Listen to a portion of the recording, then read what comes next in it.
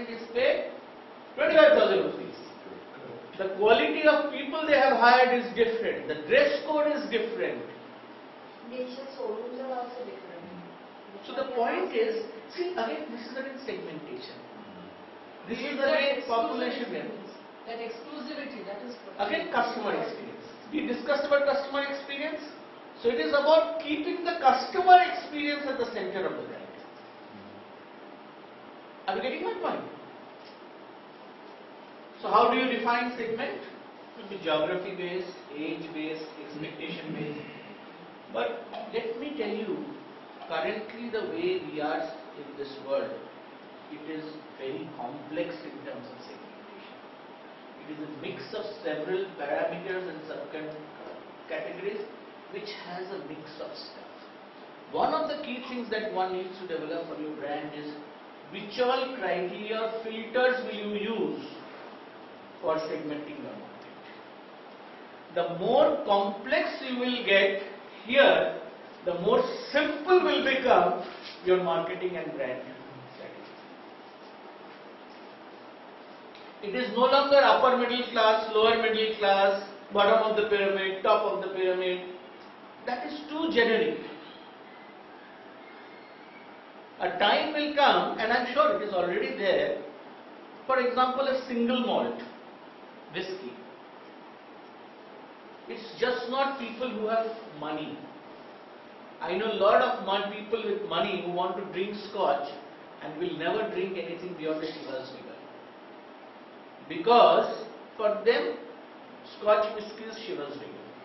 There are a lot of people who are professionally qualified, who may not be as rich as the person who is taking Chivas Regal, but who is more exposed to this world, to this club, maybe to golf, who appreciates the value of a single malt whiskey as opposed to a Chivas Regal.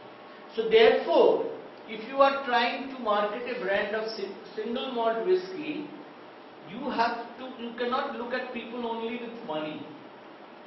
You have to look at people who have definitely a certain amount of money, but reflect different types of taste. It could be golf, it could be type of the magazines that they read, it could be the type of television channels they watch, it could be the type of cars they drive, it could be the type of grooming that they have, it could be variety of methods by which you can segment the person. The more detailing you do in segmentation, the simpler it is for you to reach the person. One of the key things that marketers today have to look at is evaluating the potential at the right time. Early mover in any market always has an edge over somebody who is not early. And here I want to give an example of Paytm. The day this was announced by the Prime Minister, next morning the papers had a cover-on-cover ad where he congratulated the Prime Minister and spoke of Paytm as this thing. That is evaluating potential. There are so many mobile wallets, but do you remember any other name? Paytm has seen the potential of mobile wallets, and therefore they have made one of the most expensive buys, and that is the cricket, all the series that Indian team is playing in cricket. They all fight for the Paytm trophy. Which means that in today's world, you have to identify potential in time, and there are no half measures. If you have seen the potential, you have to go full up. Question? By 2020, again a Nielsen study, it projects that India will have 210 million people who will be in the middle class income group, which is defined as a disposable income anywhere between $16 to $100 per day. It will vary from geography to geography. $16 at current prices is nearly $1,000.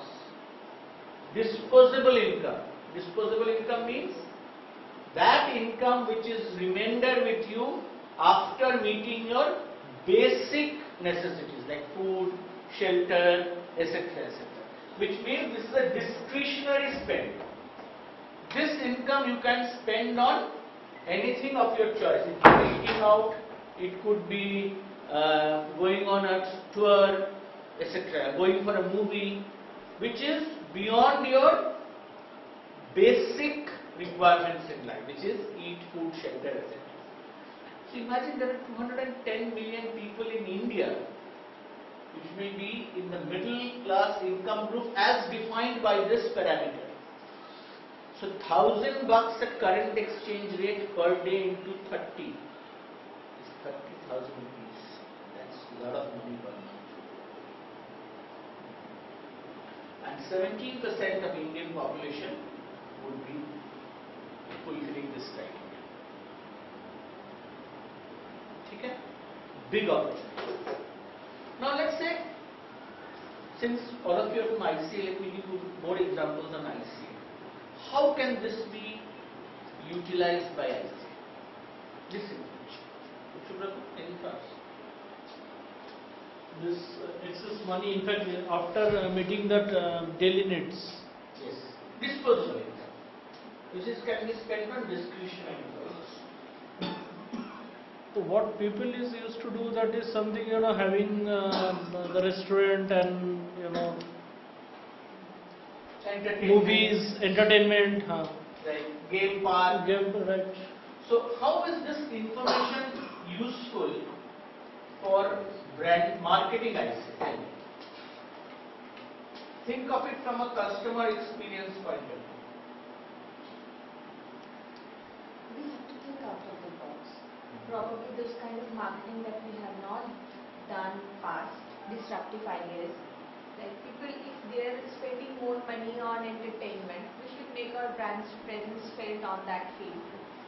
Yes, that could be one way. That could be one way. Where is my target audience spending this money, and can I reach him at that time? Yes. Right. What else? Arkav, cha khabe? Do you want some tea, coffee? Sugar to cha? Without sugar. Coffee, milk and sugar? Okay, alright, now let me give you an example. The students who are enrolled in ICA center, some of them belong to this criteria or will belong to this when they were 2020. So that means they have a disposable income of 30,000 rupees per month going by this criteria. Now a lot of brands also want to reach out to that, to those students to get a share of this 30,000 rupees. Imagine as ICA as a brand, if we give the students connect